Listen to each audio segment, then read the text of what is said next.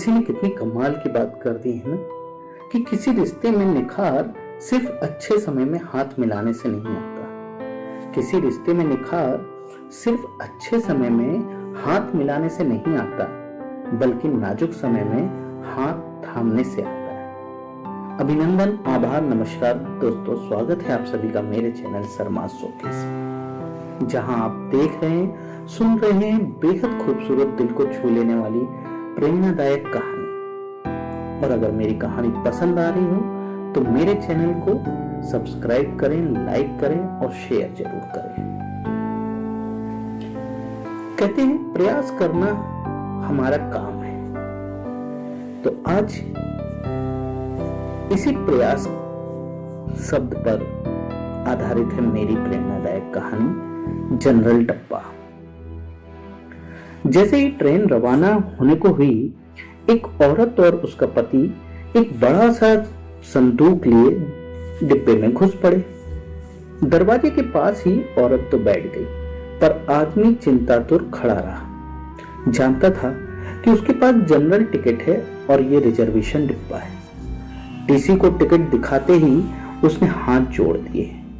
ये general ticket है, अगले स्टेशन पर जनरल डिब्बे में चले जाना, वरना 800 रुपए की रसीद बनेगी, कहकर टीसी आगे चला गया। पति पत्नी दोनों बेटी को अपना पहला बेटा होने पर उसे देखने जा रहे थे। सेठ ने बड़ी मुश्किल से 2 दिन की छुट्टी और 700 रुपए एडवांस दिए थे।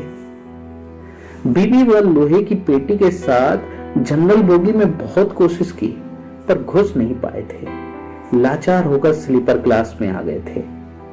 साहब, बीबी और सामान के साथ जनरल डिब्बे में चढ़ नहीं सकते, हम यहीं कोने में खड़े रहेंगे, बड़ी मेहरबानी होगी आपकी।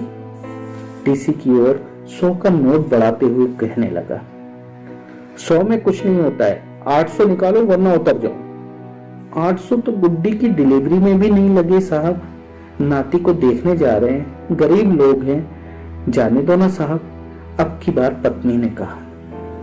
तो फिर ऐसा करो, 400 निकालो, एक की रसीद बना देता हूं, दोनों बैठे रहना। ये लो साहब, रसीद रहने दो। 200 रुपए बढ़ाता हुआ आदमी बोला। नहीं नहीं, रसीद तो बनानी ही पड़ेगी, ऊपर से ऑर्डर है, रसीद तो बनानी ही है। चलो जल्दी से 400 निकालो, वरना स्टेशन आ रहा है, उतरकर जनरल बोगी में चले जाओ। इस बार कुछ डांटते हुए टीसी बोला। आदमी ने 400 रुपए ऐसे दिए मानो अपना कलेजा निकाल कर दे रहा हो। दोनों पति पत्नी उदास रुआ से ऐसे बैठे थे मानो नाती के पैदा होने पर नहीं, उसके शोक में जा रहे। कैसे एडजस्ट करेंगे ये 400 रुपए? क्या वापसी के टिकट के लिए समधी से पैसे मांगना होंगे?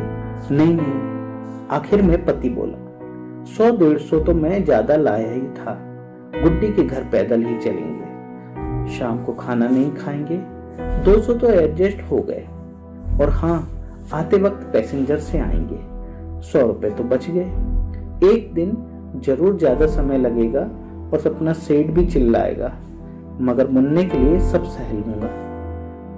मगर फिर भी तो ये 300 ही हुए ना। ऐसा करते, नाना नानी की तरफ से हम जो 100 रुपए देने वाले थे, अब हम मिलकर 100 रुपए दे देंगे। हम दोनों अलग थोड़े ही हैं, हो गए ना 400 एडजस्ट, पत्नी ने कहा। मगर मुन्ने के पैसे कम करना, और पति की आंखें छलक पड़ी। मन क्यों भारी करते हो जी? गुड्डी जब मुन्ना को लेकर घर आएगी तब 200 रुपए ज्यादा दे देंगे, कहते हुए उसकी भी आंखें छलक उठी। फिर आंखें पोंछते हुए बोलने लगी, अगर मुझे कहीं मोदी जी मिले तो कहूंगी, इतने पैसों की बुलेट ट्रेन चलाने के बजाय इतने पैसों से हर ट्रेन में 4-4 जनरल बोगी लगा दो, जिससे ना तो हम जैसों को टिकट होते हुए भी जलील होना पड़े और ना ही हमारे मुन्ने के 100 रुपए कम।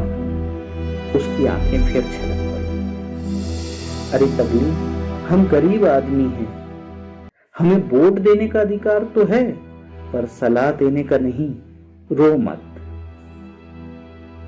दोस्तों, एक विनम्र प्रार्थना है, जो भी इस कहानी को देख रहा है और इस घटना से शायद ही इत्तेफाक भी रखता हो तो ये कहानी शेयर करें, कॉपी पेस्ट करें, पर रुकने ना दें। शायद रेल मंत्रालय जनरल बोगी की भी परिस्थितियों को समझ सके।